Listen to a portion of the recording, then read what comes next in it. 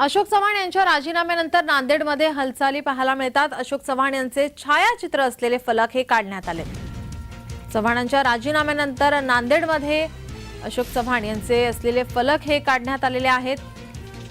नांदेड जिल्हा काँग्रेस कार्यालयाबाहेरील हे फलक काढण्यात आले।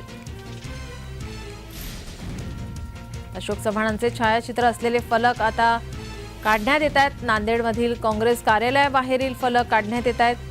अशोक चव्हाण यांनी आता भाजपामध्ये पक्षप्रवेश केलेला आहे, त्यामुळे आता काँग्रेसचे जे छायाचित्राचे फलक अशोक चव्हाणांचे आहेत ते आता काँग्रेस कार्यालयाबाहेरील इतर ठिकाणांहून काढण्यात येत आहेत। अशोक चव्हाण यांनी राजीनामा दिला सोमवारी आणि त्यानंतर आज त्यांनी भाजपामध्ये पक्षप्रवेश केलेला आहे। राजकीय वर्तुळात आता चर्चांना उधाण आलेला पाहायला मिळते। अशातच आता अशोक चव्हाणांचे छायाचित्र असलेले काँग्रेसचे फलक हे आता काढण्यात येत आहेत।